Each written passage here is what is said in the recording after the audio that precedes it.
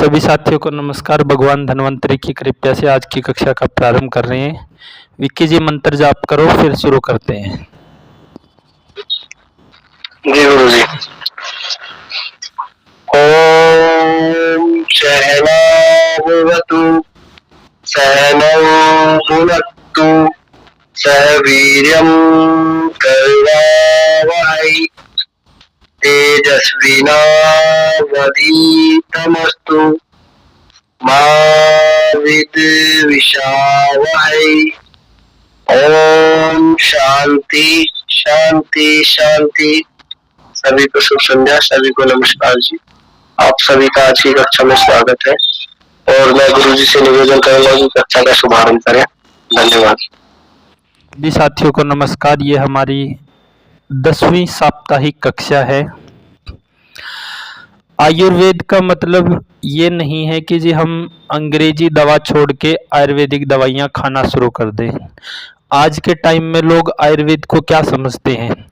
Maximum Ayurveda को इतना ही समझते हैं कि एलोपैथी दवाइयों का साइड इफ़ेक्ट होता है, उसकी जगह आयुर्वेदिक दवाइयाँ इस्तेमाल करना ही लोग आयुर्वेद समझते हैं जी। लेकिन जितने भी आयुर्वेदिक डॉक्टर बनते हैं, जिनको हम बीएमएस डॉक्टर बोलते हैं, वो जो आयुर्वेदिक डॉक्टर बनते हैं वो डॉक्टर कैसे बनते हैं जी? आयुर्वेद के ग्रंथ है, आयुर्वेद की संहिताएं हैं, जैसे कि अष्टांग हृदयम, चरक संहिता, सुश्रुत संहिता, अष्टांग संग्रह। तो इन ग्रंथों को पढ़ाया जाता है और फिर वो आयुर्वेदाचार्य बनते हैं, यानी आयुर्वेद के डॉक्टर बनते हैं, बीएमएस डॉक्टर बनते हैं। तो आयुर्वेद में सीधा ऐसा नहीं है कि कोई भी बीमारी है तो दवा शुरू कर दो। आयुर्वेद की जो ये संहिताएं पढ़ के डॉक्टर बनते हैं, तो उन संहिताओं में चिकित्सा कैसे है जी? ये हमारी 10वीं साप्ताहिक कक्षा है। तो बहुत से साथी तो इतने थक चुके होंगे कि जी 10वीं साप्ताहिक कक्षा है और अभी तक हमने दवाइयों का जिक्र ही नहीं किया है जी। तो आयुर्वेद है कि या कुछ और है? तो आयुर्वेद की जिन संहिताओं को पढ़ के आयुर्वेदाचार्य बनते हैं, आयुर्वेद के डॉक्टर बनते हैं, उन संहिताओं में ऐसा नहीं है कि सीधा बस बीमारी और उनकी दवा लिखी है जी। आयुर्वेद की जितनी भी संहिताएं हैं उनमें लगभग आधा हिस्सा ऐसे है कि हमें स्वस्थ कैसे रहना है, इलाज के बारे में नहीं है, दवाइयों के बारे में नहीं है, हमें स्वस्थ कैसे रहना है। और उन नियमों का पालन नहीं करते तो हम बीमार पड़ते हैं।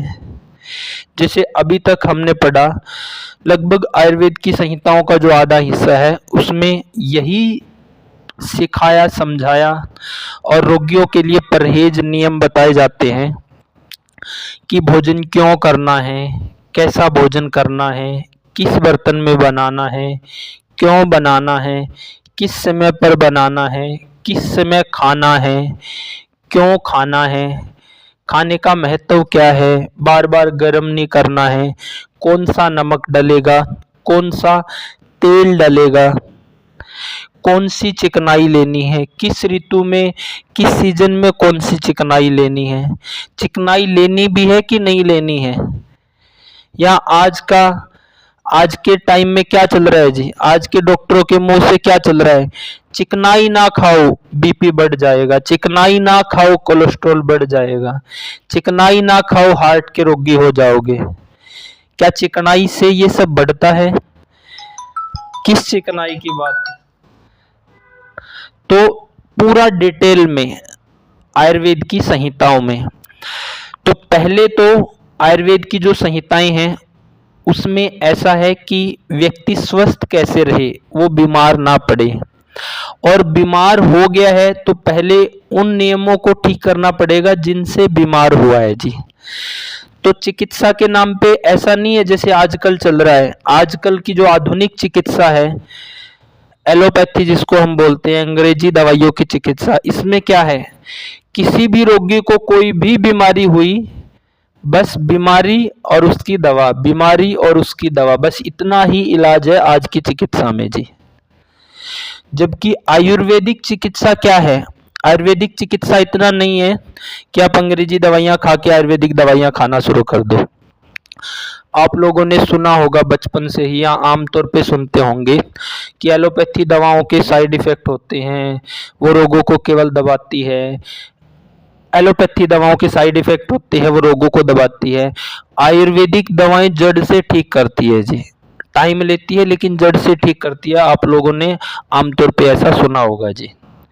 तो आयुर्वेदिक जो चिकित्सा पद्धति है वो जड़ से क्यों ठीक करती है जी?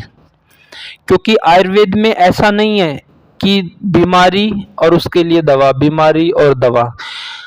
आयुर्वेद की जो संहिताएं हैं वो इस प्रकार कार्य करती है कि भाई स्वस्थ रहने के लिए क्या नियम है, क्या परहेज है, पहले वो आयुर्वेदिक संहिताओं में है जी।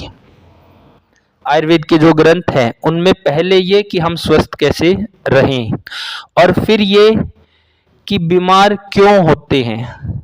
जब हमें पता होगा कि हम बीमार क्यों होते हैं, जब तक उस क्यों को ठीक नहीं करेंगे तो अकेली दवाओं से ठीक नहीं होंगे। आज की चिकित्सा पद्धति में ऐसा ही चल रहा है, क्योंकि आज की जो चिकित्सा पद्धति है, मॉडर्न चिकित्सा पद्धति, एलोपैथी, अंग्रेजी दवाइयाँ, ये केवल बीमारी, आप डॉक्टर के पास गए, बीमारी बताई, उसके लिए बस दवाइयाँ शुरू हो जाती है। कोई ये बात नहीं करता कि ये बीमारियां बन क्यों रही है जी, किन गड़बड़ियों से बीमारियां बनी है, कैसे बनी है, किस तरह से ठीक होगी, कोई बात नहीं है। रोगी गया, डॉक्टर ने दवाइयां, बीमारी और दवा, बस इतना चल रहा है जी। जब हम इस चीज पे काम ही नहीं कर रहे हैं कि कोई बीमारी बन कैसे रही है, क्यों बन रही है, किस तरह से बन रही है, किन गलतियों से बन रही है, तो वो अकेली दवाओं से कैसे ठीक हो जाएगी? क्योंकि भगवान ने ये शरीर दवा खाने के लिए नहीं बनाया है, भगवान ने ये शरीर भोजन के लिए बनाया है जी। शरीर की पहली जरूरत भोजन है, दवाएं नहीं है। तो जब तक भोजन सही नहीं होगा तो दवाओं से ठीक नहीं होंगे। तो आयुर्वेद की जो संहिताएं हैं वो काम करती है कि बीमारी क्यों बन रही है, कौन से नियम की गड़बड़ी की है जिससे बीमारी बनी है, किस तरह से बीमारी बनी है। तो आयुर्वेद में सबसे पहले नियम यानी कि परहेज है। आयुर्वेद ढूंढता है कि बीमारी खाने के किन नियमों की गड़बड़ी से, एक डॉक्टर आपसे जो आयुर्वेद में सही से चिकित्सा करता होगा या जो हमारे ये वैद्य है, तो ये क्या पूछते हैं, आप कब सोते हैं, कब उठते हैं, किस समय खाना खाते हैं, किस बर्तन में खाना बनाते हैं, कौन सा नमक डालते हैं, कौन सा तेल डालते हैं, खाना गर्मा गर्म खाते हैं कि नहीं, ठंडा चिकना बासी तो नहीं खाते। ये सब क्यों पूछते हैं? यहाँ से हमें पता चलता है कि खाना पच रहा है कि सड़ रहा है जी, किसी भी रोगी के शरीर में। क्योंकि शरीर की पहली जरूरत खाना है, वो सड़ता रहा तो दवाइयों से कुछ होना नहीं है जी। तो आयुर्वेद की जो संहिताएं हैं वो बीमारियों की जड़ पे जी। तो अभी तक जो आज 10वीं कक्षा है, इसमें हमने केवल इतना ही पढ़ा अभी तक कि आपने भोजन कैसा करना है, क्यों करना है, किस समय पे करना है, उसके साथ में क्या क्या नहीं लेना है, अग्नि का समय क्या है, बार बार गर्म नहीं करना, कौन सा नमक, कौन सा तेल, ये सब क्यों? क्योंकि इन नियमों के द्वारा हम स्वस्थ रहेंगे, हम बीमार पड़ेंगे ही नहीं, हमें डॉक्टरों दवाइयों की जरूरत होगी ही नहीं। और जब इन नियमों का पालन नहीं करेंगे, जो अभी तक हमने 9 नियम पढ़े हैं, आज 10वीं साप्ताहिक कक्षा है, तो इनका पालन नहीं करेंगे तो बीमारियां आएगी, और जब तक इनको ठीक नहीं करेंगे तो बीमारियां अकेले डॉक्टरों दवाइयों से ठीक नहीं होगी जी। यही कारण है कि आधुनिक चिकित्सा में अगर एक बार बीपी की दवा शुरू होगी तो जीवन भर चलती है जी। क्यों? क्योंकि रोगी ने बोला कि मुझे बीपी है, डॉक्टर ने उठा के दवाई दे दी।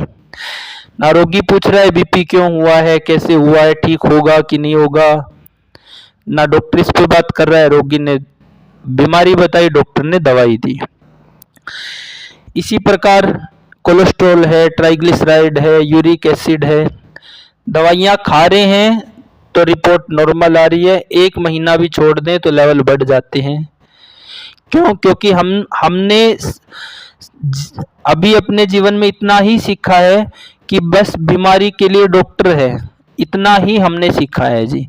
हमने ये नहीं सीखा कि बीमारियां आ क्यों रही है, किन गलतियों से बीमारियां आ रही है, किस तरह से पैदा हो रही है, कैसे वो ठीक होगी कि नहीं होगी, ये हमने सीखा ही नहीं है, ना ही हमें सिखाया गया है जी। जब कोई चीज हमने सीखी ही नहीं है, ना सिखाई गई है, तो फिर हम डॉक्टर के पास गए केवल बीमारी को लेके, उसने दे दी दवाई जी। अब ना हम बात कर रहे हैं क्यों बनी है, किस तरह से बनी है, कैसे ठीक होगी, ना डॉक्टर बात कर रहे हैं। इसलिए बीपी हो, शुगर हो, थायराइड हो, कोलेस्ट्रॉल, ट्राइग्लिसराइड, यूरिक एसिड, सिर दर्द, हार्ट के रोग, ब्लॉकेज, किडनी, कोई भी बीमारी है तो आधुनिक चिकित्सा में ठीक क्यों नहीं हो रही है? क्योंकि हम डॉक्टर के पास केवल बीमारी का नाम लेके गए हैं और डॉक्टर ने उसकी दवाई दी है जी। उनकी तो चिकित्सा पद्धति ही ऐसी है, केवल बीमारी और दवा। जबकि आयुर्वेदिक चिकित्सा पद्धति ऐसी है कि केवल दवा नहीं, स्वस्थ कैसे रहना है, स्वस्थ रहने के कौन से नियम बिगड़े हैं जिससे बीमारियां आई है,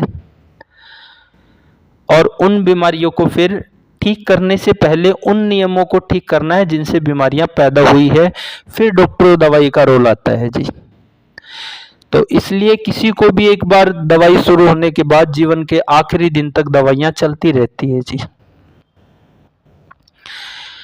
अभी तक जो हमने 9 कक्षाएं पढ़ी है, 9 साप्ताहिक कक्षाएं हमारी रही है, उसमें हमने यही देखा जी कि हम बीमार ना हो, डॉक्टर और दवाइयों के खर्चों से बचे रहे, हॉस्पिटल, डॉक्टर और दवाइयों से। बीमार हो गए हैं तो बाहर कैसे निकलना है, अपने आप को स्वस्थ कैसे रखना है, उसके लिए हमने पिछली 9 साप्ताहिक कक्षाओं में पढ़ा कि हमारा भोजन कैसा हो, किस बर्तन में बनाना है, किस समय पे बनाना है, किस समय पे और क्यों खाना है, उसके साथ में क्या क्या नहीं लेना है ताकि वो पचे ना, सड़े ना, वो पचे। भोजन को बार बार गर्म नहीं करना है, कौन सा नमक डालना है, कौन सा तेल डालना है, ये हमने पढ़ा है जी। आज के टाइम में चिकनाई की जब बात आती है, घी की जब बात आती है, तो आज के टाइम में चिकनाई को लेके, घी को लेके बहुत ही मतभेद है जी। आज के डॉक्टर तो एकदम से रोगी को सीधे शब्दों में बोलते हैं चिकनाई ना खाओ, बीपी बढ़ जाएगा, कोलेस्ट्रॉल बढ़ जाएगा, चिकनाई ना खाओ, ब्लॉकेज हो जाएगी, हृदय रोगी हो जाएंगे। क्या चिकनाई इतनी बुरी है जी? आयुर्वेद की संहिताएं क्या कहती है? जिनको पढ़ के आयुर्वेदिक डॉक्टर बनते हैं, आयुर्वेदाचार्य बनते हैं, वो संहिताएं चिकनाई के बारे में क्या कहती हैं? कौन सी चिकनाई खानी चाहिए और कौन सी चिकनाई से ब्लॉकेज बढ़ता है, बीपी बढ़ता है, हार्ट के रोग होते हैं, कौन सी चिकनाई से जी? और कौन सी चिकनाई खानी है, किससे बचना है, खानी है कि नहीं खानी है? आयुर्वेद की संहिताएं इसके बारे में क्या कहती है जी? आज हम अपने 10वें नियम में इसको समझेंगे जी। जो चिकनाई के बारे में, खासकर आधुनिक डॉक्टर, मॉडर्न जो चिकित्सा पद्धति है जिसको हम एलोपैथी और अंग्रेजी चिकित्सा पद्धति बोलते हैं, तो वो तो चिकनाई के नाम पे एकदम से डॉक्टर रोगियों के ऊपर टूट पड़ते हैं। चिकनाई पहली ही कलम से बंद जी है। क्या चिकनाई इतनी बुरी है? कौन सी चिकनाई बुरी है जी? उसकी जरूरत है कि नहीं शरीर को जी? तो आज हम ये पढ़ेंगे। ग्रुप में एक चार्ट का फोटो भेज रहे हैं जिसमें शरीर की 7 धातुएं दिखाई गई है। 7 धातुएं शरीर की कौन सी है? कोई साथी बता सकता है जी? नए साथियों में से, पुरानों में से नहीं। किसी को 7 धातुओं का पता है क्या जी? अगर किसी ने अभी तक पिछली 9 साप्ताहिक कक्षाएं लगाई है तो।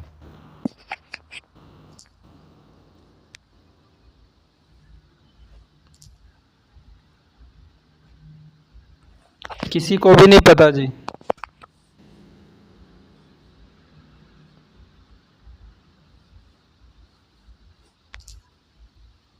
आवाज तो आ रही होगी जी।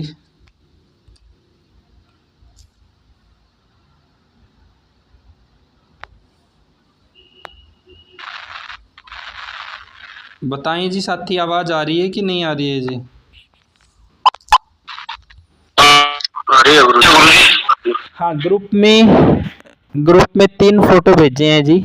पहला एक चार्ट है, उस चार्ट के ऊपर हमारे शरीर की 7 धातुएं दिखाई गई है कि भाई जब शरीर में भोजन पचता है तो उससे बनता है रस। जैसे आप गन्ने से जूस निकालते हैं, मौसमी से, अनार से, आजकल किन्नों का टाइम है तो आप इससे रस निकालते हैं।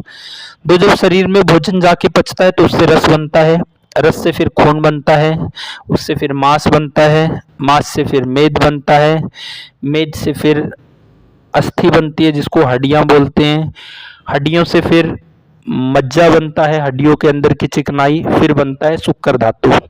ये हमारे शरीर की 7 धातुएं हैं जो शरीर को धारण किए हुए शरीर को चलाने का काम करती है जी। इन 7 धातुओं के बाद बनता है जी ओज, जिसको बोलते हैं जीवनीय शक्ति, जो हमारे अंदर वीरता, पराक्रमकता, क्रांतिकारी भाव पैदा करता है। ओज जो हमारे अंदर साहस पैदा करता है। एक डरपोक कमजोर आदमी लंबा जिएगा कि एक साहसी आदमी लंबा जिएगा जी? कोई साथी बताएगा? साहसी जी। हाँ, तो सीधी सी बात है कि जिसके अंदर अधिक साहस होगा वो अधिक जिएगा जी। तो 7 धातुओं के बाद शरीर में बनता है ओज, जो हमारे अंदर वीरता, पराक्रमकता, क्रांतिकारी भाव, साहस पैदा करता है जी। इस ओज के बारे में क्या कहा गया है? ग्रुप में एक श्लोक आया है। ओजस का वर्णन रस से शुक्र पर्यंत समस्त धातुओं का सर्वश्रेष्ठ तेजस ओजस है। वह हृदय में स्थित रहने पर भी संपूर्ण शरीर में व्याप्त रहता है। वह शरीर स्थिति का आधार है। वह स्निग्ध सोम गुण युक्त शुद्ध तथा लाल पीला वर्ण वाला है, जिसका नाश होने पर मनुष्य की मृत्यु हो जाती है और जिसके रहने पर मनुष्य जीवित रहता है। इसमें क्या कहा गया है जी? यहाँ पे गुरुजी ओजस का विस्तार से वर्णन हुआ है कि जो रस से लेके और शुक्र तक जो समस्त धातुएं हैं उनका सर्वश्रेष्ठ जो तेज है वो ओज है, और वो हृदय में स्थित रहता है और संपूर्ण शरीर में फैला रहता है। तो और उसी से शरीर की स्थिति का आधार तय होता है, और स्निग्ध है और सौम्य गुण युक्त है, शुद्ध और लाल पीला वर्ण वाला बताया गया है। और अगर इसका नाश होगा तो फिर मनुष्य की मृत्यु तक हो सकती है, और नहीं तो मनुष्य जीवित रहता है। तो ये है जी, देखो हमारा जो शरीर है वो भगवान ने, प्रकृति ने ऐसे डिजाइन किया है कि इस शरीर को स्वस्थ रखने के लिए डॉक्टरों दवाइयों की जरूरत नहीं है जी। जो हमने 9 साप्ताहिक कक्षाएं पढ़ी है उनके अगर हम नियमों को पालन कर रहे हैं तो उससे क्या है कि हमारा क्वालिटी का भोजन अंदर जाके पचेगा जी। पचने पे क्या होता है? खाना पेट में जाके 2 ही काम करता है, या पचता है या सड़ता है। पचता है तो शरीर में लगता है, सड़ता है तो बीमारियां पैदा करता है।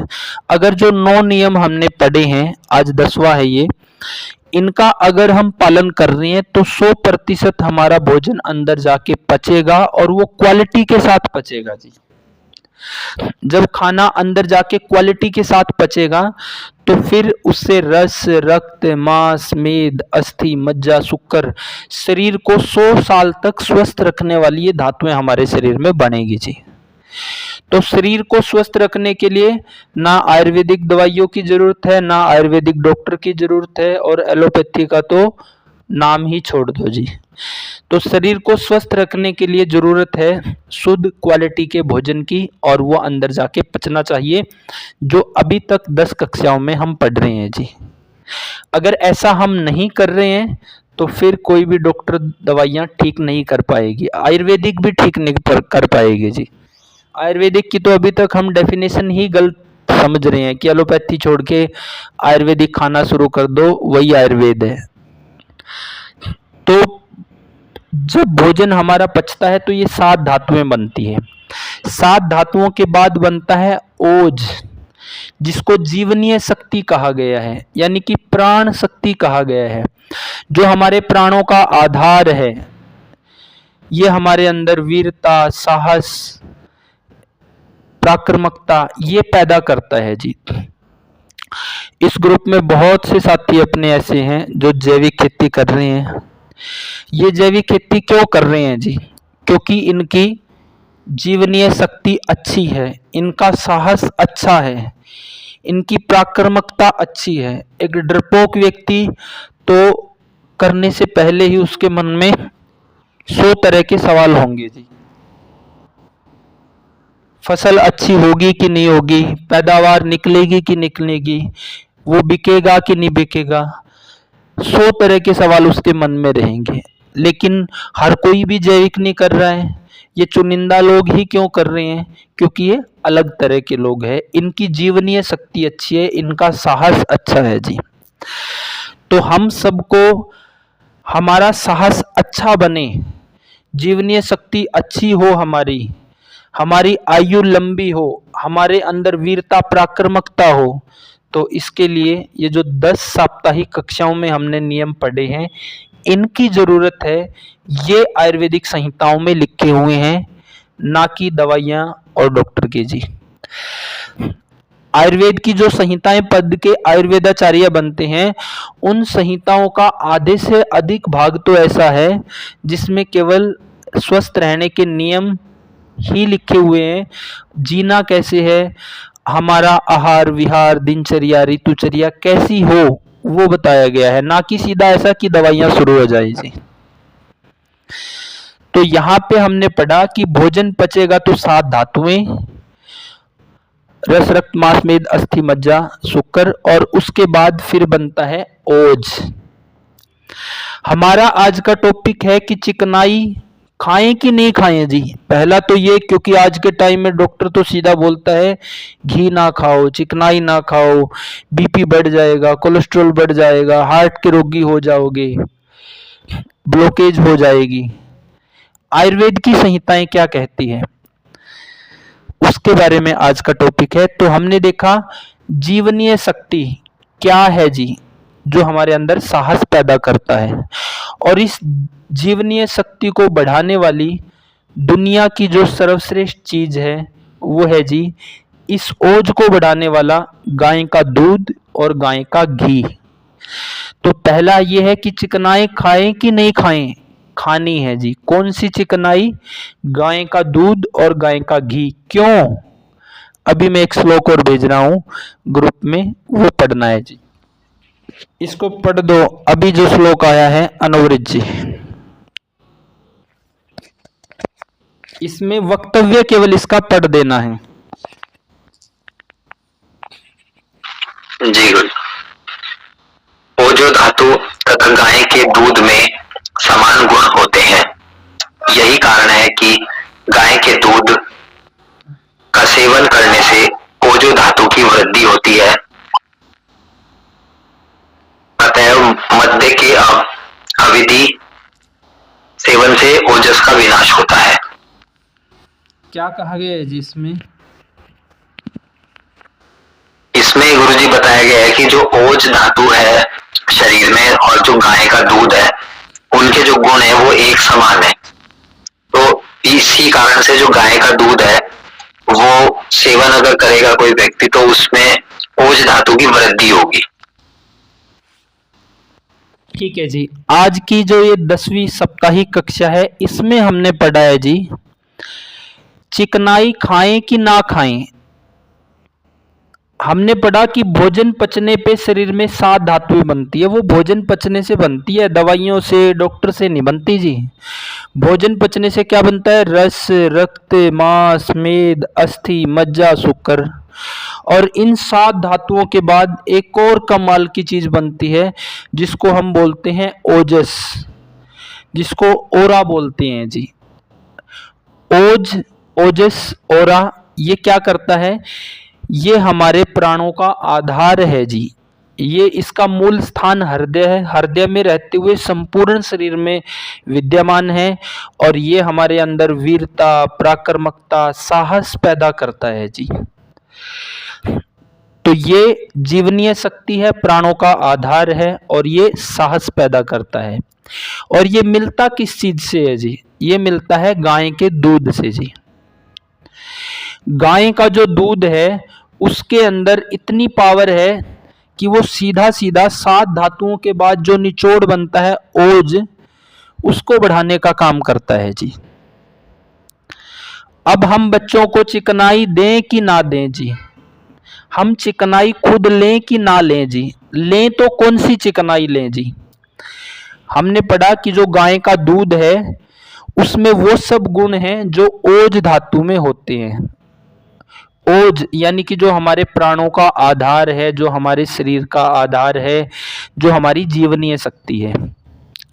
अब बच्चों को पराक्रमी बनाना है, साहसी बनाना है, वीर बनाना है, तो गाय का दूध उनको पिलाना है जी। तो चिकनाई से डरना है कि नहीं डरना है जी? नहीं डरना है जी। जो डॉक्टर आपको ये बोल रहा है कि चिकनाई नहीं खानी है, किसको नहीं खानी है वो भी आगे हम पढ़ेंगे, किस स्थिति में कौन सी चिकनाई नहीं खानी है जी। अब गाय का दूध और गाय का घी ही क्यों लेना है, एक और श्लोक है इसके नीचे ग्रुप में, उसको और पढ़ दो, फिर और डिटेल में चर्चा करते हैं। अनुवृत जी। जी गुरु जी।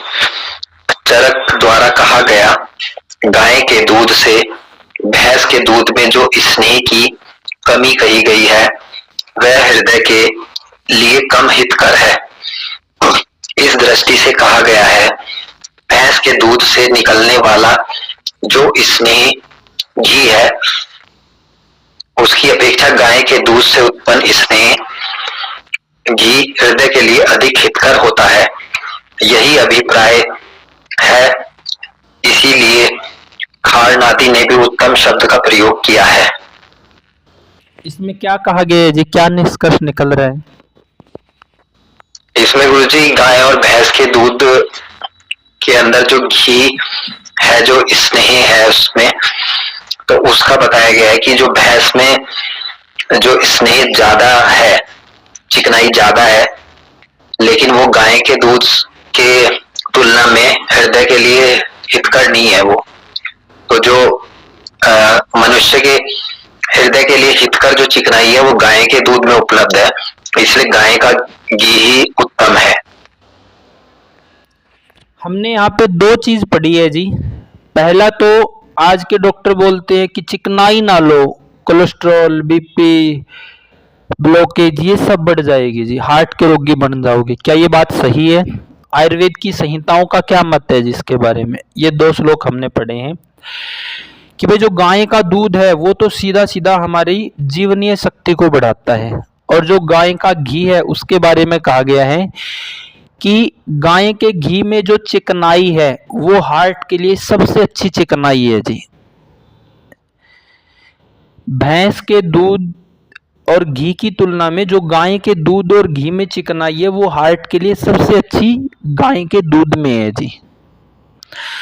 अब हमने अपने आप को या अपने बच्चों को, उनके हार्ट को अच्छा रखना है, उनके साहस को अच्छा रखना है, जीवनीय शक्ति को अच्छा रखना है, उनको दीर्घायु लंबी उम्र का बनाना है, तो चिकनाई लेनी है। कौन सी?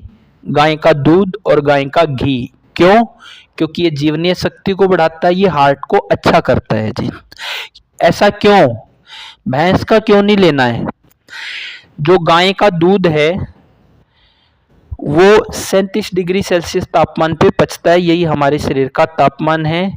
और भैंस के दूध को पचाने के लिए अधिक मेहनत करनी पड़ती है, वो 39 डिग्री सेल्सियस पे पचता है जी।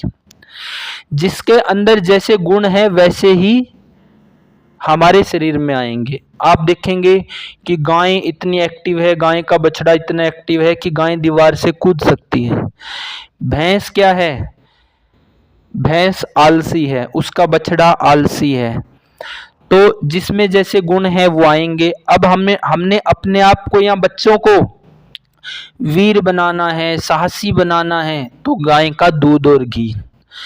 अगर हमने अपने आप को स्लो बनाना है, स्थूल बनाना है, आलसी बनाना है, भैंस की तरह भारी बनाना है, तो भैंस का जी। तो भैंस का दूध पचने में आसान नहीं है। गाय का दूध और घी है जो, वो हार्ट के लिए सबसे अच्छा है जी। तो भैंस का दूध क्या करता है, भैंस खुद आलसी है, धीमी है, स्लो है, तो वो शरीर के हर एक ऑर्गन को स्लो करेगी जी। अब आपने बच्चों की बुद्धि स्लो करनी है तो भैंस का दे सकते हैं। अच्छी बुद्धि चाहिए, अच्छा साहस चाहिए, तो गाय का दूध और गाय का घी जी। क्योंकि जिसमें जैसे गुण वैसे ही शरीर में आएंगे जी। अब आपने बच्चों को गाय की तरह एक्टिव बनाना है तो गाय का दूध और घी, आलसी बनाना है तो भैंस का। तो शुद्ध चिकनाई कौन सी है जी, वो है गाय का दूध और गाय का घी। तो चिकनाई खाएं कि नहीं खाएं, खानी है जी। कौन सी, गाय का दूध और घी। क्यों, क्योंकि गाय के दूध में वो सब गुण हैं जो आपकी जीवनीय शक्ति, प्राण शक्ति, ओज को बढ़ाने का काम करते हैं, जो आपके अंदर वीरता, पराक्रमकता, साहस पैदा करते हैं, साहसिक निर्णय लेने की क्षमता पैदा करते हैं। अब आपने बच्चों को कैसा बनाना है तो फैसला आपके हाथ में है। तो ये छोटी छोटी चीजें हमें लग रही है कि 10 साप्ताहिक कक्षाएं होगी, अभी हमने बीमारियों के बारे में नहीं पढ़ा है, दवाइयों के बारे में नहीं पढ़ा है। बहुत से साथी इस इंतजार में थे या है कि दवाइयों का नंबर कब आएगा, हमारी बीमारियों के बारे में कब पता चलेगा। जब तक आप इन पहले 10 नियमों का पालन नहीं करेंगे तो ना आयुर्वेदिक दवाइयाँ, ना आयुर्वेदिक डॉक्टर आपको ठीक कर सकते। एलोपैथी का तो नाम ही छोड़ दो, ठीक कर देगा जी, क्योंकि वहां तो केवल बीमारी और दवा इतना ही है जी। और इस शरीर को चलने के लिए क्या होना चाहिए, बीमारियों से बचने के लिए क्या होना चाहिए, वो हमने पिछली 10 साप्ताहिक कक्षाओं में पढ़ा है। यहां तक किसी साथी का कोई सवाल हो तो वैद्य महेंद्र जी, वैद्य शेषन जी, आप ले सकते हो।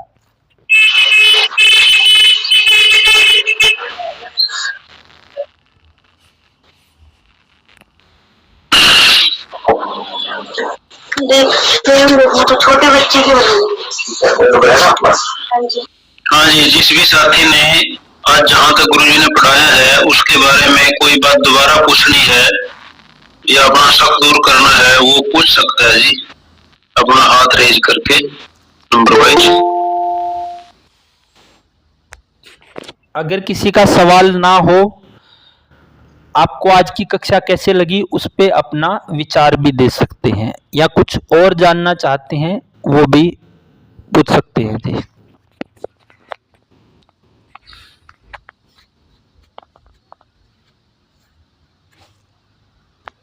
तो चिकनाई के नाम पे डरना नहीं है जी। आज के डॉक्टर तो जितना चिकनाई से दूर होगे, समझ लो उतना ही साहस आपका दूर होता चला जाएगा जी। उतनी ही आपके अंदर से वीरता, पराक्रमकता, साहस सब दूर होता चला जाएगा। और चिकनाई कौन सी जी,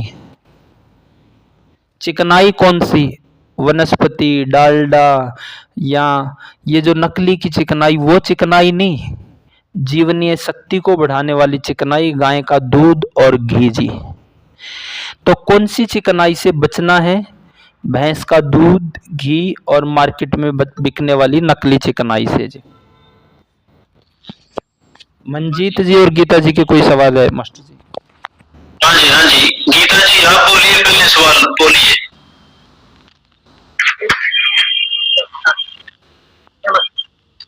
हेलो, हाँ जी, नमस्कार जी। नमस्ते जी। सब्जी में कौन सा घी डाल के खाना चाहिए जी? हाँ, सब्जी में गाय का घी जी। गाय का? हाँ जी। इस ऋतु में खा सकते हैं? हाँ, इस ऋतु में थोड़ा कम ले सकते हो, लेकिन इसमें सरसों का तेल भी चल सकता है जी। अच्छा, ठीक है। जिनका हर ऋतु में खाया जा सकता है, उसमें कोई दिक्कत नहीं है। हर मौसम में, हर ऋतु में। और गाय का घी भी, देसी गाय का घी जी। गाय भी तो कई प्रकार की हैं। चलो मैं जिन बार बार बताया, किसी साथी को कंफ्यूज हो तो इस कंफ्यूज को निकाल दे। अपनी जो हरियाणा नस्ल के, जो जहाँ से है वहीं से अपनी जहाँ की देसी नस्ल है उस देसी नस्ल का गाय का घी खाना है। मंजीत जी। हाँ जी नमस्ते जी। हाँ जी नमस्ते मंजीत। ये जो अपनी हमारे पास भी है जी एक देसी गाय है, इसका दूध और घी तो हम खा ही रहे थे। अभी ये धीरे धीरे 2-3 लीटर पे आ गई जी एक टाइम पे, मतलब फिलहाल 4 लीटर दे रही है। तो इसका घी इतना निकलता नहीं जी, काफी कम निकलता है। तो भैंस का थोड़ा बहुत चल जाए तो जी चलेगा कि नहीं? देखो ऑप्शन अलग है जी, लेकिन अगर आपने स्वस्थ रहना ना तो सबसे बेहतर तो गाय का घी है। हम इतने पैसे भैंस भी दे रही है अपने यहाँ दूध तो कहीं ना कहीं थोड़ा मोटा उसका निकल जाता है, तो गाय का तो हो ही नहीं पा रहा है, कहीं ना कहीं इसका पीने में यूज आ जाएगा। बस यही पूछना चाह रहे थे जी। चलो मंजीत जी, जैविक भोजन ही बेहतर कि साथ में जो आजकल खाद दवाई स्प्रे जहर वाला चल रहा है वो भी चल सकता है जी, या जैविक ही बेहतर मंजीत जी? बात तो आपकी ठीक है जी, जैविक ही सबसे बेहतर है। अभी जब हो नहीं रहा तो सूखी रोटी खाने में थोड़ा अजीब सा लगता है जी, तो माँ भैंस का थोड़ा बहुत मिला ले तो। ऐसा है, जब आपके अंदर इतना साहस है कि आप इतने टाइम से जैविक पे इतने दिल से काम कर रहे हैं, जब आपको इसके बारे में जानकारी हुई तभी तो इतना डीपली गए हैं। अब आपको जानकारी हो रही है तो जैसे आपने जहर वाली खाद दवाई स्प्रे वाली फसल को हटा दिया, तो धीरे धीरे भैंस को हटाते हुए गाय को वहां स्थान दे दें, जैसे जैविक को पूरी तरह स्थान दिया हुआ आपने।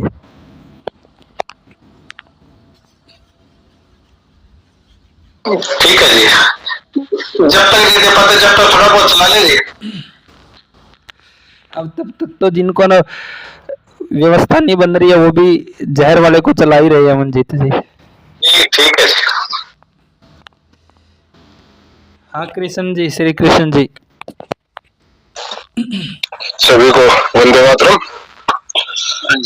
मैं मंजीत भाई की बात पर ही बोलना चाहता हूँ कि मंजीत भाई के जो पशु है ना वो जैविक ही खा रहे हैं, तो जो दूसरे पशुओं से इनका फिर भी घी अच्छा मिलेगा, तो ज्यादा नहीं यूज करके कम कर सकते हैं। श्री कृष्ण जी, जब मंजीत जैसे किसान के अंदर, साथी के अंदर इतना साहस है कि ये पूरी तरह से जैविक दिलो जान में बसी है, तो धीरे धीरे विकल्प ना ही ले तो धीरे धीरे ये पूरा सिस्टम पे ही आ जाए जैसे जैविक पे, तो जो ज्यादा बेहतर है जी। आपको जवाब दूंगा जी। ठीक है मंजीत जी, गाय रखते हैं, देसी गाय रखते हैं, हरियाणा बस बहुत अच्छी गाय है, ये भी नहीं है कि ये गाय नहीं रखते। लेकिन किसान का क्या है कि किसान को भैंस पालना भी जरूरी है, भैंस भी एक आमदनी का जरिया है, तो उसको पाल के फिर थोड़ा बहुत देखो, कई बार क्या शॉर्टेज होती है, तो आजकल आदत भी किसान को ऐसी होती है कि वो बिना चौपड़ी रोटी नहीं खा सकता, तो हल्की रोटी चौपड़ने में और जैविक भोजन उस पशु को खिला रहा है, जो गाय है, भैंस है या कोई दूसरी भी है, तो उसका घी और दूसरे पशुओं से अच्छा मिलेगा, ज्यादा नुकसान वाला नहीं होगा। मेरा तो इतना ही कहना है जी, भैंस नहीं करना। नहीं, हम केवल सार्थक चर्चा कर रहे हैं श्री कृष्ण जी। तो ये भी मतलब अवेलेबल जरूरी है कि किसान को भैंस पालना, भैंस के बिना किसान का गुजारा नहीं होता है, क्योंकि एक भैंस अगर बिक गई तो कम से कम ये मानो 50,000 रुपए छोड़ती है, तो किसान की ये भी एक आमदनी है। वैद्य शेषन जी अपने विचार रखें। और दादा श्री कृष्ण जी, ऐसा है, देखो हमने अर्जुन जैसा लड़का बनाना है ना, तो हमने ये खिलाना पड़ेगा। बिल्कुल सेशन भाई, मैं समझता हूँ श्री कृष्ण ने मतलब मक्खन खाया था और हमारे बचपन से ही गाय भैंस के दूध के बारे में 1-2 जगह बताइए गुरुजी ने भी, जैसे किसी को नींद न आती हो या जिसकी अग्नि ज्यादा भस्मक हो, वहां पे भैंस का दूध उपयोगी है, वैसे नहीं, क्योंकि भैंस के अंदर सुस्ताने वाले गुण ज्यादा होते हैं और गाय बिल्कुल सही बात है। भैंस अपने काटड़े के तरफ मुंह करके नहीं बैठती, अपने बच्चे के पीठ करके बैठती है, ये बिल्कुल मैं मानता हूँ आपकी बात है। और गाय अपने बछड़े के सामने, अपने सामने लेकर बैठती है, हाँ जी, हाँ जी। और 1000 भैंसों में अगर आप काटना छोड़ोगे तो वो नहीं पहचानेगा कि तेरी माँ ये है, और बछड़ा 1000 गायों में छोड़ दो, हाँ, तो पहचान लेगा कि तेरी माँ ये है। तो इसलिए हाँ बिल्कुल सही बात है आपकी भाई। बुद्धि में तो गाय का बेस्ट है। बस ये पहले इतना ही था। मंजीत भाई ने 2-3 बार बोला तो मैं सोचा शायद चौपड़ की रोटी नहीं खाते होंगे तो इजाजत मिल जाए। कोई नहीं, ये चेंज कर लेंगे ना इधर उधर से, जो भी अपनी भैंस का बेच लेंगे और उधर से कहीं से डॉक्टर साहब से बात करके गाय का मंगा सकते हैं। हाँ ये ठीक है। हाँ जी, ये हो जाएगा। ऐसा है श्री कृष्ण जी, अपन लंबी चर्चा इसलिए कर रहे हैं क्योंकि मंजीत जी साहसिक है, सक्षम है, और मंजीत जी ने बहुत ही चीजें बदली है जी, और उसका लाभ भी लिया है। मंजीत भाई ने मेहनत की है, ये बात बिल्कुल मैं मानता हूँ। और ऐसे नहीं है कि मंजीत भाई ने कुछ नहीं, बहुत अच्छा काम किया है और लोगों को अच्छा ही दिया है। इसने जो बताया वही चीज दी है। और पिछले 1 साल से, जो ये 1.25 साल से सब साथी पढ़ रहे हैं आयुर्वेद को बहुत डीपली श्री कृष्ण जी, उसका परिणाम ये है कि वैद्य महेंद्र जी ने शहर में रहते हुए भी अपने यहाँ गाय रखी हुई है जी, शहर में रहते हुए भी। गाय तो ये लोग आलस में नहीं रखते, नहीं, गाय के लिए तो जगह हर जगह बन सकती है। अगर आप 20x20 की जगह हो ना, वहां भी परिवार में एक महाराष्ट्र के अंदर लेडीज है, उसके बाद ज्यादा बड़ा मकान नहीं, वो अपने बेड पे रखती है। लेकिन लोगों की सोच खत्म हो गई।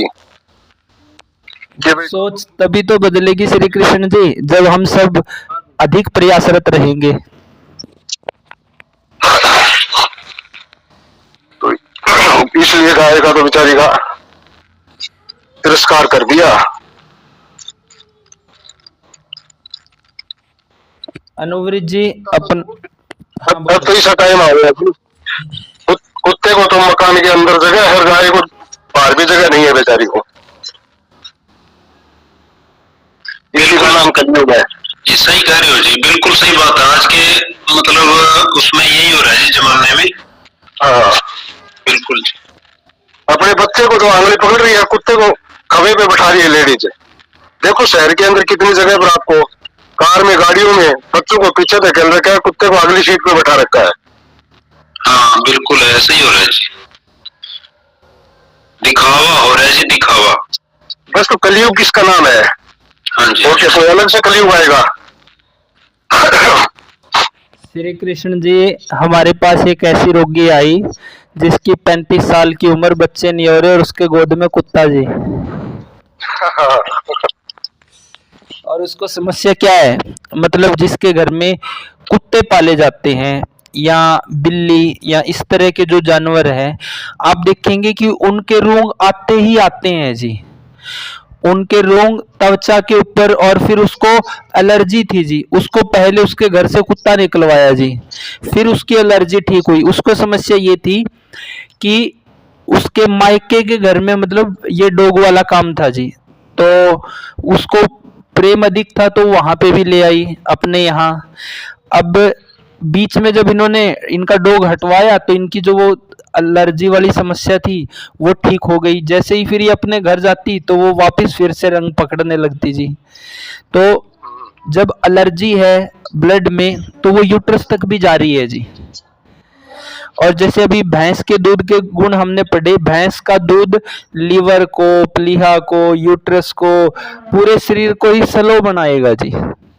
फिर उससे भूख स्लो होगी, पेट साफ होना स्लो होगा, मासिक आना स्लो होगा, गर्भ नहीं ठहरेगा, ठहरेगा तो यूट्रस ही स्लो है तो वो गिरता रहेगा। तो ये नुकसान है जी जिसमें जैसे गुण। किसी भी आप महिला चिकित्सालय में जाकर देख लो, आपको 80% केस यही मिलेंगे। तो लोग अपना खान पान कब सुधारेंगे, कब सुधरेंगे पता नहीं। उसी के लिए प्रयास है जी शेषन जी के नेतृत्व में। अनुवृत जी, आप अपना वक्तव्य रखें। किसी साथी का कोई और सवाल हो तो ले सकते हैं वैद्य महेंद्र जी।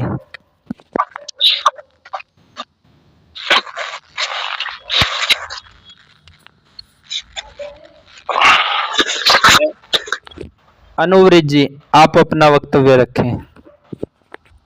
जी गुरु जी। सभी साथियों को नमस्कार।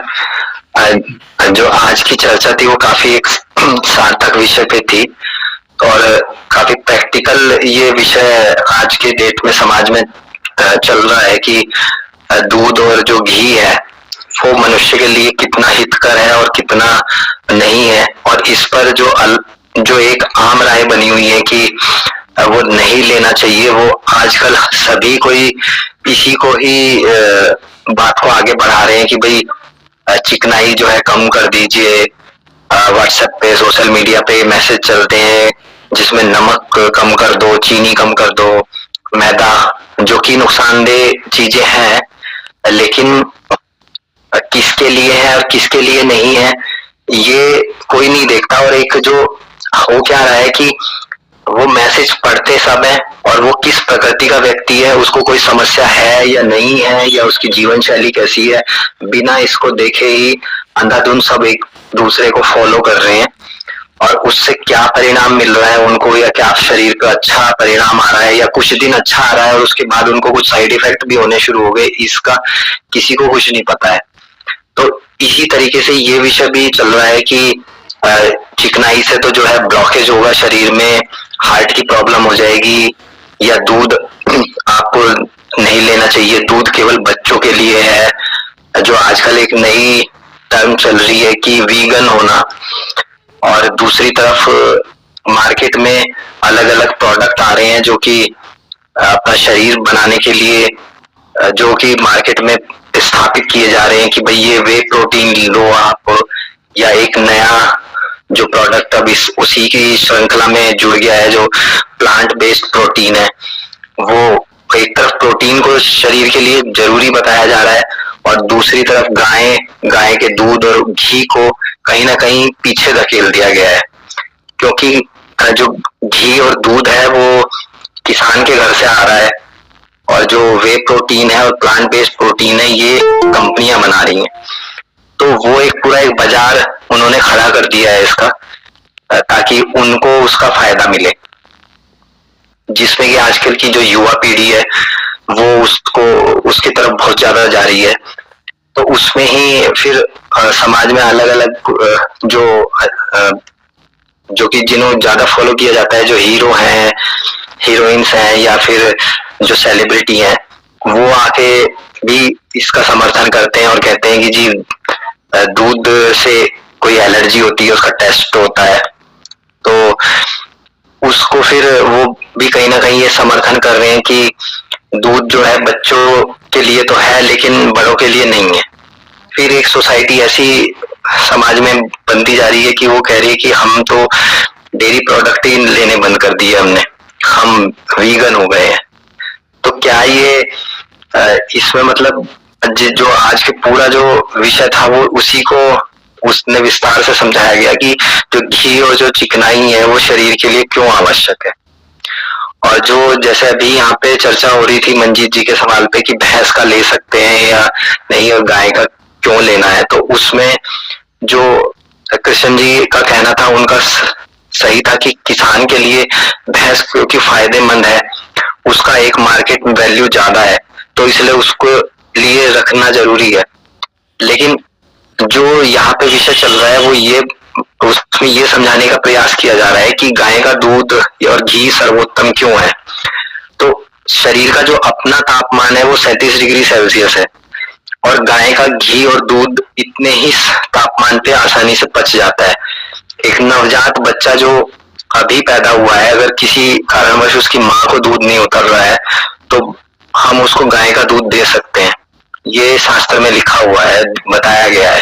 तो इतना सुपाच्य जो चीज है तो उसका तो तुलना की नहीं जा सकती। दूसरी तरफ भैंस का जो है वो उसके लिए तापमान ज्यादा चाहिए, यानी कि अग्नि का जो बल है वो आपका ज्यादा होना चाहिए।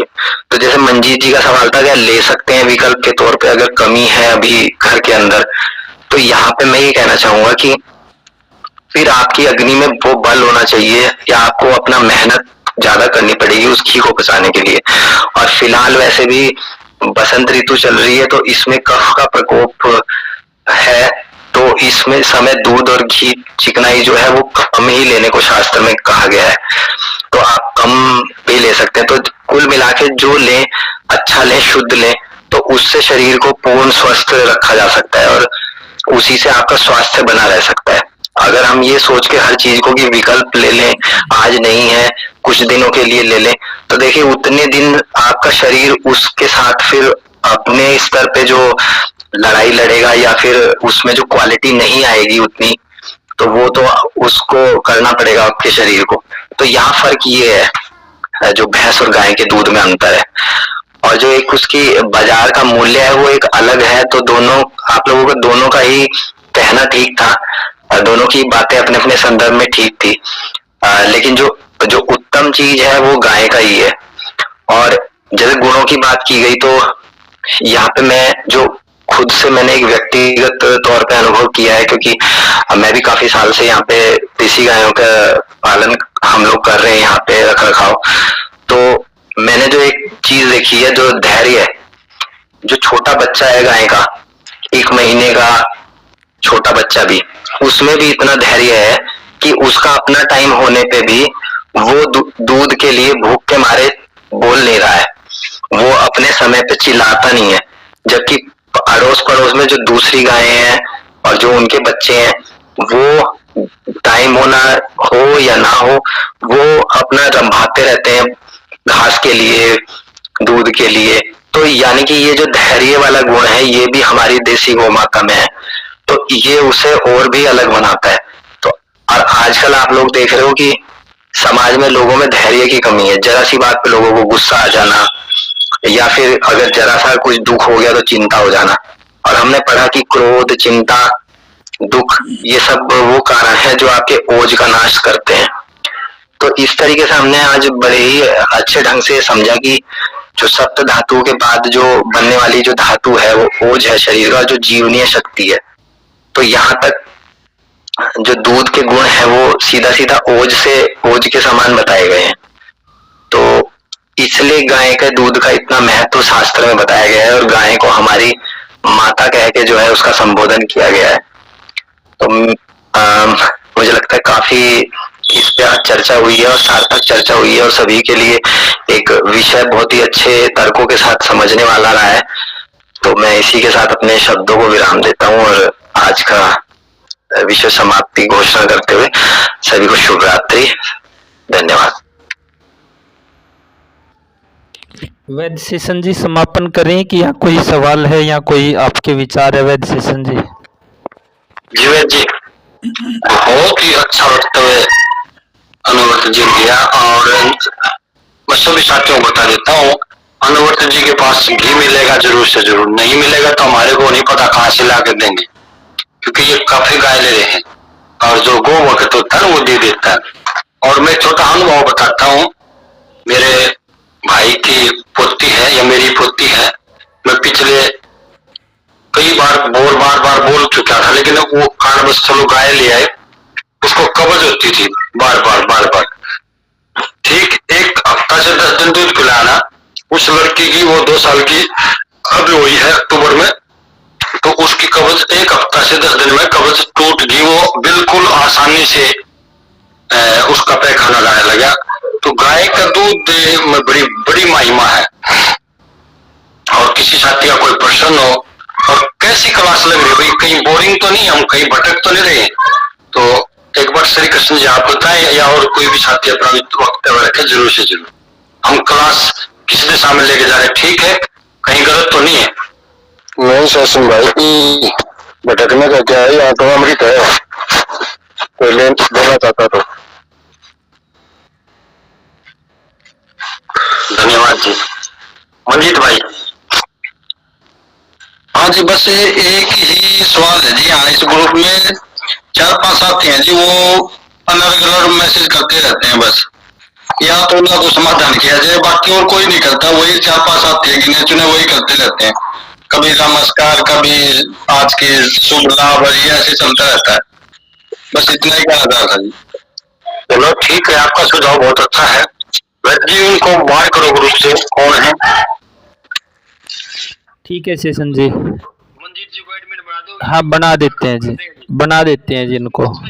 नहीं जी, मैं नहीं बनना चाहूंगा क्योंकि मैं थोड़ा भाई साहब सुनो, आप काम अच्छा जानते हो, इसमें हमने कोई बुराई तो है ना आपसे, हम तो आपको मान सम्मान दे रहे हैं भाई साहब। श्री कृष्ण जी को, मंजीत जी को, क्योंकि आपका हमारे विचार देख लिया, व्यवहार देख लिया, तो आपका पारिवारिक संबंध है ना। शेषन जी बना दिया है मंजीत जी को एडमिन, और ये मंजीत जी जो भी अनर्गल मैसेज डालते हैं तो सफाई करते रहना जी। हाँ बिल्कुल ठीक रहेगा। एक काम कर लेंगे सर इसमें कि पहले उनको बता देंगे कि ये उसमें एक टिक मार्क लगा देंगे ये गलत है, अगर वो 1-2 दिन मान जाए तो ठीक है, तो फिर देख लेंगे। चलो ये जिम्मेवारी आपकी है मंजीत जी। सामने वाले होते तो वैसे जी ने कितने डिलीट किए उनको समझ में नहीं आया अभी तक। चलो कई बार हम सोच रहे थे भाई मान जाएंगे, लेकिन वो भी तरीका ठीक है, क्योंकि डिस्टर्ब नहीं होना चाहिए भाई साहब। आज का टाइम बहुत कीमती टाइम है, अगर हम इन व्हाट्सएप में डिस्टर्ब रहेंगे तो फिर दिमाग कहाँ काम करेगा हमारा। नहीं सर, इसमें एक बात हो रहा है, मेरा फोन 8-10 दिन में ना आप रिस्टोर करते रहते हैं, इसमें कई बार वैसी चीजें भी निकल जाती हैं और कोई वैसे आता तो फिर खामखा दूसरे फोनों को भरते रहते हैं। कुछ लोग ऐसे ही रहते हैं, वो मानते ही नहीं, कई बार होता है। जी मंजीत जी, जी हम आपकी बात को फूल चढ़ाते हैं, आपकी बात को सहमत करते हैं, और सभी ने आपको सही आदत से अधिकार दे दिया कि आप उसको सफाई करो, बढ़िया तरीका, हम आपके साथ हैं। तो किसी साथी का कोई प्रश्न हो तो आप रखिए, मेरे ख्याल से तो बहुत अच्छा चल रहा है। और रही बात मंजीत जी आपकी, जो आप पहले कह रहे थे ना, देखो अच्छी चीजें ग्रहण करने वाले थोड़े होते हैं, ठीक है ना। अगर यहाँ कोई अगल बात होती ना तो मेरे ख्याल से काफी लोग जुड़ जाते। यहाँ तो वो लोग आएंगे जिनका सात्विक विचार है, और जो लोग कुछ कर गुजरने की सोच रहे हैं, अपने लिए नहीं, मेरे ख्याल से जो समाज के लिए कर गुजरने की सोच रहे हैं वो लोग जुड़ेंगे इस पर। और आप उनमें से अगर नहीं में हो, या भगत सिंह, शहीद गुरु राजगुरु, सुभाष चंद्र बोस, ये जो क्रांतिकारी नेता थे उनका कहीं न कहीं खून घूम रहा है। राजीव दीक्षित जी से प्रभावित लोग इस ग्रुप में अपना काम कर रहे हैं, करते रहेंगे। तो वैद्य जी मेरे ख्याल से तो किसी भाई का प्रश्न तो ठीक है, और बहुत बहुत धन्यवाद, आपने बड़ी बारीकी से 2-3 बातें बताई भी, आयुर्वेदिक नहीं, एलोपैथिक भी नहीं है, हमें कति क्लियर कट बता दिया। अगर आप दवाइयों से नहीं, आप अपने भोजन से ठीक हो गए, और भोजन पे जो आदमी फोकस करेगा वो स्वस्थ होगा भी और आगे बीमार नहीं भी होगा। तो इसलिए अपना भोजन को ही हम दवाई मान के उस भोजन को दवाई की तरह लेंगे तो हम ज्यादा कामयाब होंगे, ना कि किसी आयुर्वेदिक दवाई, एलोपैथिक दवाई, होम्योपैथिक दवाई, दवाई को ना मान के और हम भोजन को दवाई माने और दवाई के रूप में लेंगे तो हम 100% ठीक होंगे, समाज का भी उत्थान होगा। आज नहीं तो कल लगे रहो। सभी को बहुत बहुत धन्यवाद, नमस्ते। बस अब आप करो। धन्यवाद शेषन जी। अगर हम इस तरह से चलेंगे तो हम अपनी पीढ़ियों को वो एक दिशा दे पाएंगे जो आज की पीढ़ियां दिशाहीन हो गई है जी। वो पीढ़ियां 100 साल तक स्वस्थ रूप से बिना किसी डॉक्टर दवाई के जीवन जी सकेंगे जी। तो इन्हीं शब्दों के साथ आप सभी साथियों का बहुत बहुत धन्यवाद कि आप सभी ने इतना समय निकाला, और हम प्रयास करते रहें कि हमने क्या करना है जी, केवल जानकारी आगे ही तो बढ़ानी है। तो हमारी इस जानकारी से अगर अपना रसोई ठीक कर रहे हैं तो लोगों की बड़ी बड़ी बीमारियां भी ठीक होने लगेगी जी। तो इन्हीं शब्दों के साथ आज की कक्षा को हम विराम देते हैं। सभी को नमस्ते जी। नमस्ते वैद्य जी, नमस्ते। और मैं जाते जाते बताना चाहूंगा, जैसे हमारे यहाँ गोवाना में मैसूर दुकान है जी जलेबियों की, वो मैसूर क्यों हुई? क्योंकि उन्होंने अच्छा सामान डाला, अच्छा काम किया। तो जिसकी भी रसोई अच्छी होगी ना, उसका समाज में, परिवार में, अपने आप पर प्रभाव होगा। आप अपने परिवार की रसोई ठीक करो तो ऑटोमेटिक प्रभाव दिखाई देने लग जाएगा, आपने बताने की जरूरत नहीं पड़ेगी। क्योंकि अच्छा कर्मचारी है, अच्छा विद्वान लोग कहीं पर भी दिखाई देगा तो ऑटोमेटिक प्रभाव होता है जी। तो मंजीत जी आज की क्लास बहुत अच्छी रही आपके विषय पे, और सभी का धन्यवाद, सभी का नमस्ते। किसी से कोई गलत हुआ तो माफी चाहेंगे, और समय ज्यादा दो और अपने साथियों को लेके आओ। बताना एक बार हमारा कर्तव्य बनता है, जिससे हम प्रेम करते हैं दुनिया में, जिससे भी प्रेम करते हैं, माँ से, बहन से, भाई से, छोटे से, बड़े से, उसको एक बार तो जरूर बताओ। आप एक बार नहीं 3 बार बताओ। 3 बार के बाद भी नहीं आ रहा तो उसका लक नहीं है, अगर उसको अच्छी लाइन पर चलने की लक नहीं। जिससे भी हम संतुष्ट है ना, हम प्रेम करते हैं साथी से, किसी से भी, उसको एक बार जरूर बताना सभी ने। कोई दादा साहब वैसे तो समापन की बोलते हैं, लेकिन मैं एक और बताना चाहूंगा। कल मेरे पास सविता मोर है, अपना किसान मोर्चा के अध्यक्ष है आरएसएस की, वो आ रही थी शादी में, अपने पड़ोस में शादी थी। तो वहां विषय होगा, मैंने आपकी चर्चा करी और आपकी अपनी क्लास का चर्चा किया। अगमा जी आप आओ, हम इस प्रकार का कार्य कर रहे हैं, अगर लोग बीमार ही न हो तो आपका सार्थक रहेगा। जब आप चर्चा में रहोगे और आप कार्य करोगे तो अपने आप दिख जाएगा। सभी को धन्यवाद, नमस्ते।